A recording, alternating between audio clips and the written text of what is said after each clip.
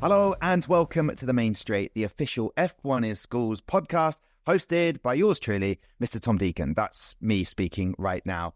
Guys, I hope you're well and that you've enjoyed all of the episodes that we've put out so far. We've had some fantastic guests, I think you'll agree. And I can tell you, looking at the schedule, there are some brilliant guests to come on the podcast very shortly. So stay tuned for that. Don't forget to like and subscribe the podcast. That really helps us and the team.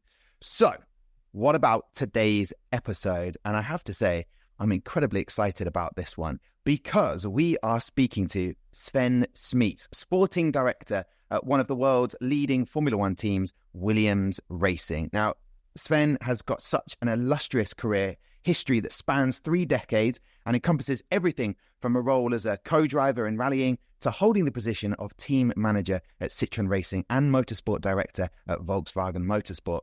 Sven has experience across almost every aspect of the sport, now responsible for the sporting governance and representation of Williams Racing Team. Sven is instrumental in supporting the drivers as well as ensuring that the optimal culture, resources and environment are in place to achieve success. So if anyone's going to have some brilliant advice for you guys ready to take on F1 in schools, well, I can think of no better person. So this is hopefully going to be an illuminating discussion with Sven and an invaluable advice for you guys that you can achieve the dreams that you want to and maybe end up in a role in F1 in the future. Right, without further ado, let's get him on the podcast right now. Let's welcome Sven.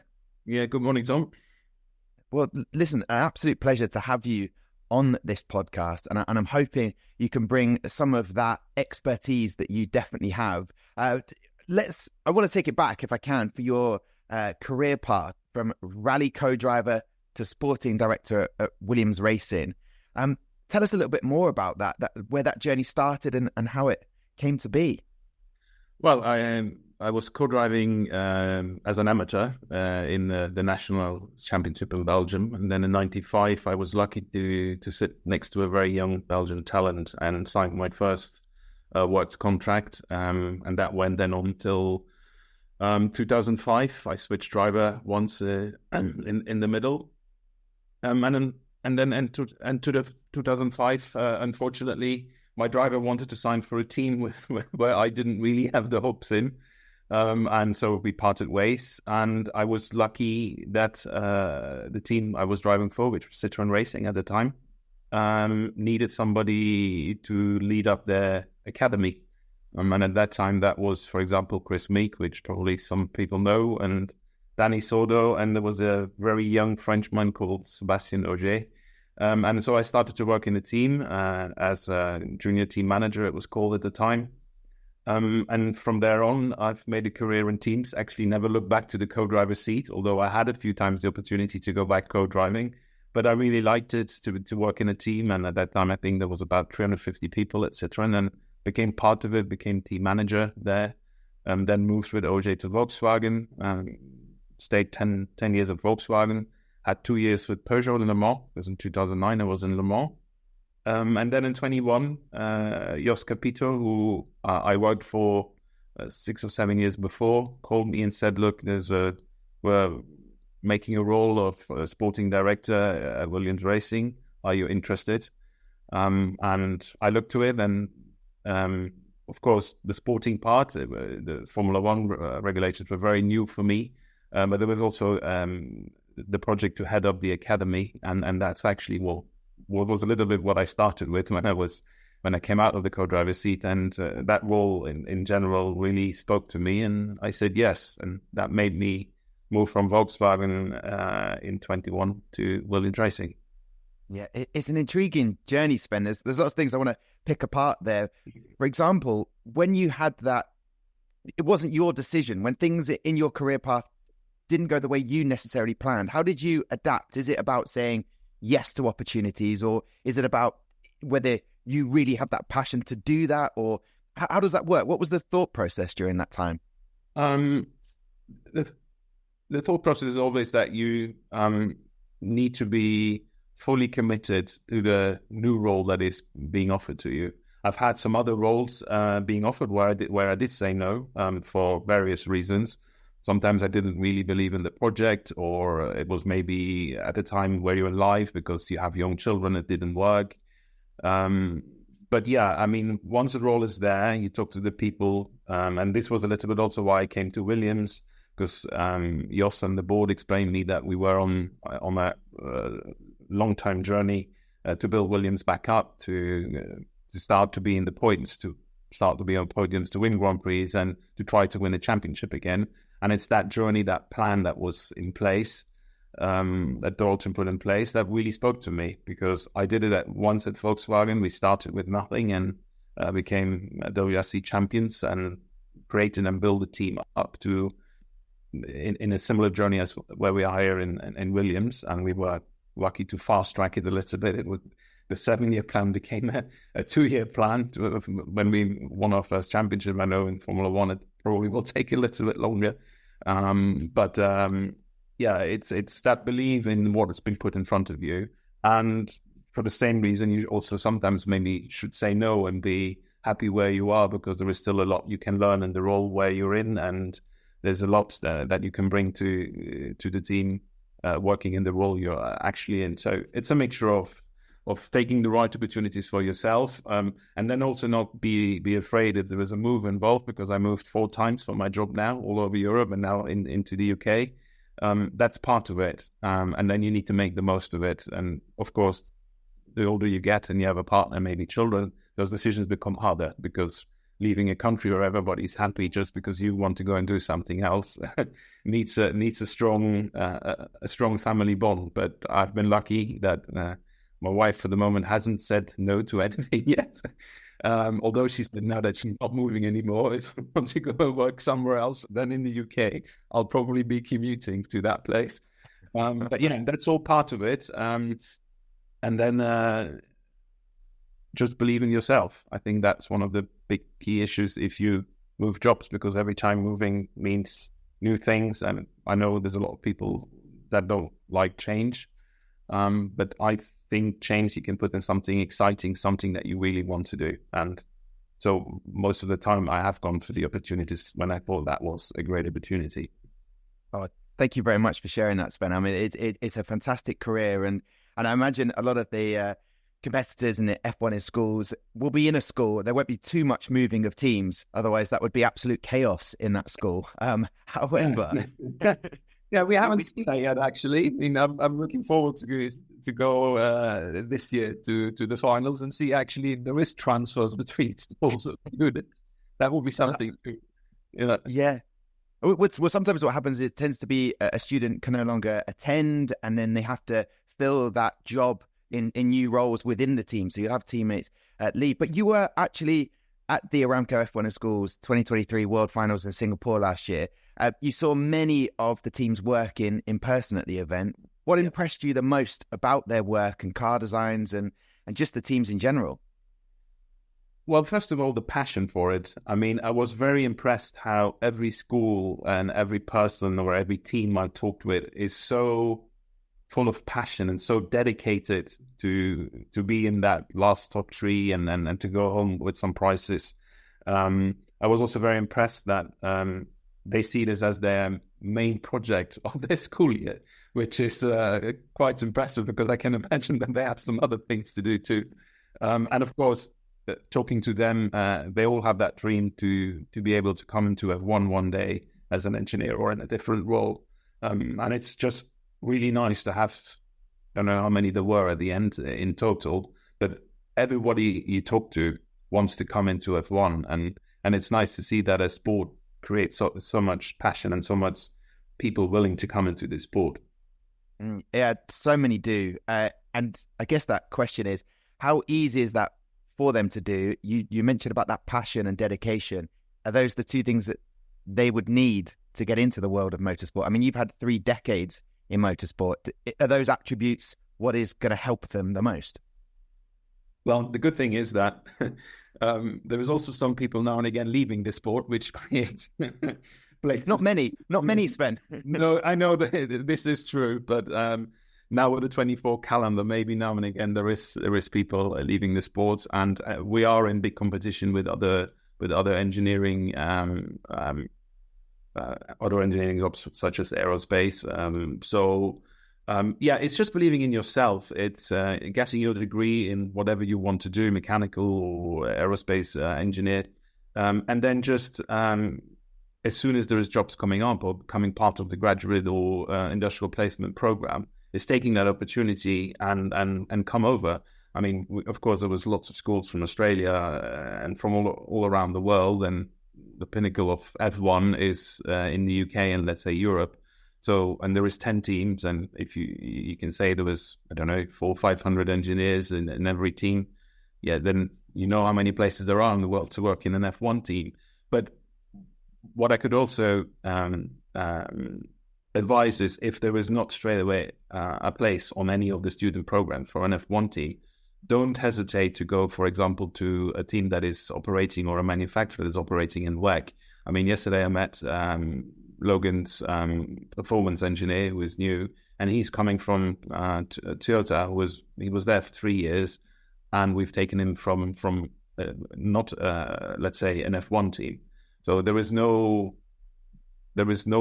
if you can't get in, just try and go and do motorsport somewhere else, because everything you learn will actually just help and build that knowledge that you will need when you come here. So if it doesn't really work straight away in F1, I would always say go and do some motorsport somewhere else.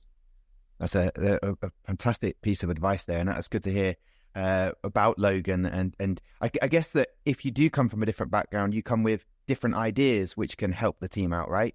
Yeah, exactly. I mean, different ideas, different cultures. You bring something unique to the sport, to the team, and we have now many people that actually were not in another team, but have come from lower divisions, even F2. I mean, Gayton, who is now Logan's principal race engineer, comes from ART and did DTM and F2, GP2 at the time. And came here as a race engineer. So there is plenty of roads to get into F1. So don't if it's not working straight away because the student programs are full, or you were a little bit late, don't hesitate. There is plenty of other jobs in motorsport, and all that knowledge that you build up will only help you. Staying with that topic and what Williams Racing does, because yourself and the whole team have been long-time supporters of F1 in schools, with the Williams Engineering Academy providing internships to many of the students, and a number of alumni actually still work there within the ranks. Why is the team so passionate about the competition? Is it because of your sort of coaching background and wanting to help develop people? Well, there is this, but of course we also have to admit that the students of today and the students of tomorrow are the engineering and the Formula One stars of the future.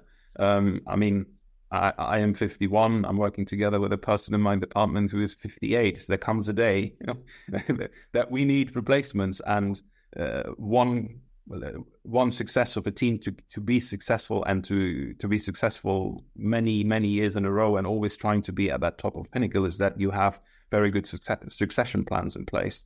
And we don't need to be afraid to put people in place and to guide them and to nudge them to take over one day your own job. That is the key of success for a team to stay successful. And we have seen many times that if you don't do that as a team at a certain point, it will stop. So being at F1 schools, finding the bright talents and the people that are willing and have that passion to work in motorsports and in F1 is very part of Williams' DNA. I've got a few more questions for you, Sven, and also 51. It's the new 40. Don't worry about it. It's you go nowhere. You don't have to go anywhere, Sven. Yeah. And I often think about my job as well with F1 in schools. At some point, they'll get another glasses wearing presenter at some point. I would love to know, what does a day in a life look like for a sports director? As we currently record this, Williams is unveiling this year's car, the 2024 car in New York. There's excitement about a brand new season happening. So what is it like in the day in the life of a sporting director? And what are your favorite parts of that role that you do? Well, I mean, when we come to a sporting director role, I think they're all a little bit different in every team.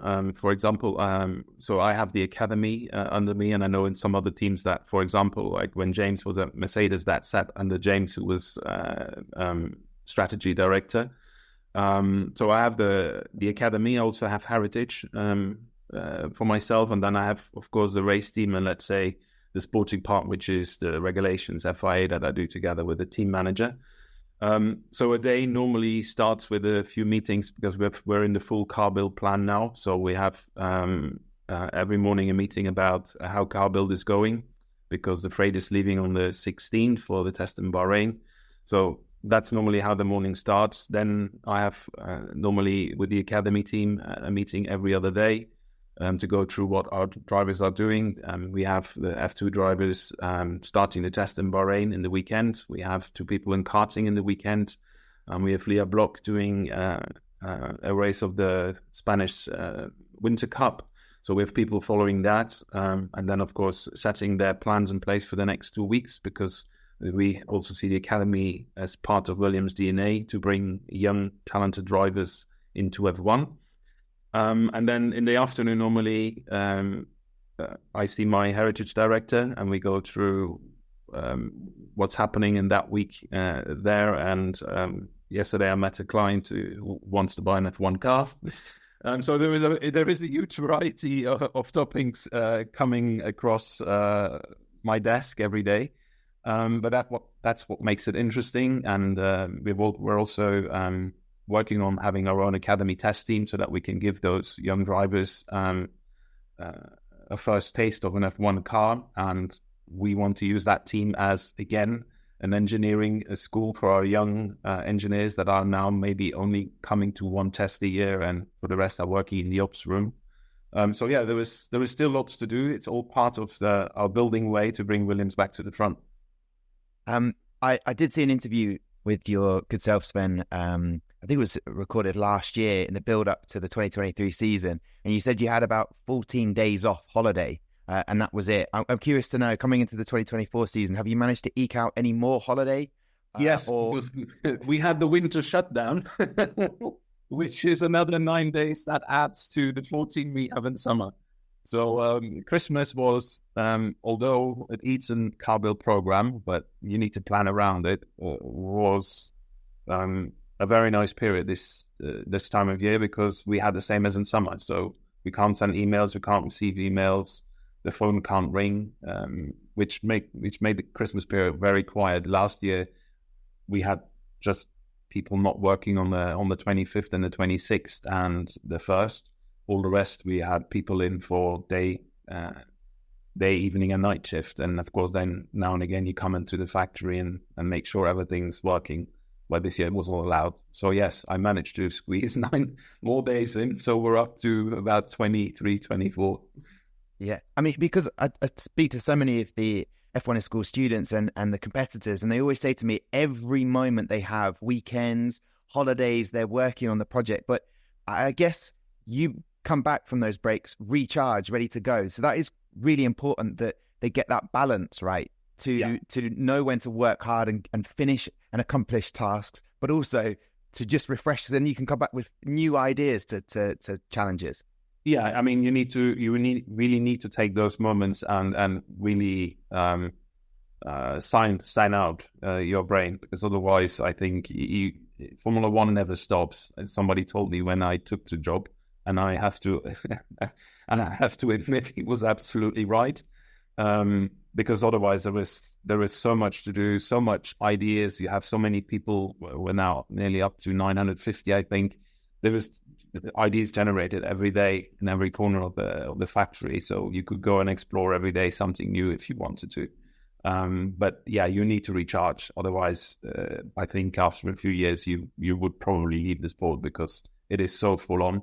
And this year, of course, with our last race being in the middle of December, 1.5 weeks before Christmas, the time to turn everything around. And I mean, I think when we leave the test in Abu Dhabi, I believe the first sea freight is already leaving again for Australia. So yeah, it just doesn't stop anymore now. But it is part of of F1, and if you like this, then that's what has to be done. James yesterday said, when I came back, he was talking to partners because we had a partner evening, and he said there was a question about was he really happy that the season was over? And James said, yeah, when I came back from Abu Dhabi, I couldn't hear a Formula One car anymore because the season had been so hard. But then come Christmas, that was all fine. Come New Year, you're actually already anxious to see, you can't wait to see the next car on track. So today, everybody is just really keen to go to Bahrain and have the car for the first time and drive out of the garage. So yeah, it lasts probably for about 3 or 4 weeks, and then then back in again. Well, yeah, us F1 fans cannot wait for Bahrain. I can tell you that. You mentioned earlier about the successes you had at Volkswagen, and I'm trying to compare that to the F1 in schools, where they might have had some success, and then you hit moments where you don't have that success. Are there any, I guess I would call them coping mechanisms or strategies you have to stay calm and able to approach it and not lose faith in those moments? Yeah, I mean, there's been some big career dips at some points, and you need to overcome them. You need to learn from them, why they happened, analyze. Sometimes it's also a little bit out of your control. Then also don't start to blame yourself. But if, for example, you would have been part or you made a mistake, then take full accountability for that mistake, learn from it, and turn the page. I mean, it's not because one small war is lost that you've lost the whole war. You need to keep believing in yourself and learn from that experience, because even in moments where it's hard, there is always something that you can pick up that will help you to overcome a situation that maybe happens again a few years later. And I mean, it's very hard. I mean, I had to close a motorsport factory with 280 people and go and stand in front of them and tell them that it was over and that we were going to close the company. But it made me, although it was really hard to do that at that time, and it took me a few weeks to recover from it because I had been part of it for 10 years, I learned a lot from it. Because there is always something to learn. Maybe you won't see it at that moment, but when you reflect back, it will have made you stronger in your journey to where you want to go. Well, thank you so much, Sven. I've taken up enough of your time when you've mentioned about the freight several times, and I think to myself, and also, could you please reply to my email about buying an F1 car? We'll do that. I'm slightly implying that I might be able to afford one. That's never going to happen, but that sounds fascinating that way. Just to leave us out on a good note, and I wish you all the best of successes for this coming season, as I'm sure everybody does. But is there just a final thought for anyone listening to get into the world of F1 or just in daily challenges that they face within their teams? Is there one nugget advice that you'd like to leave us on? If I will be honest, I would always say just don't give up. I mean, it doesn't mean because you're not first this year that you can't be first next year. I know the rule change that came in for 23 put a lot of people a little bit on the wrong path, and their cars were heavier than what they had expected. But that doesn't mean that you can rectify that this year. So don't give up. There is always solutions for problems, which is quite nice. And just purchase your dream. If you want to be in F1, and if you really want it, then one day you will be. Sven, an absolute pleasure. Thank you so much for your time, and I look forward to the season. And best of luck. Yes, thank you.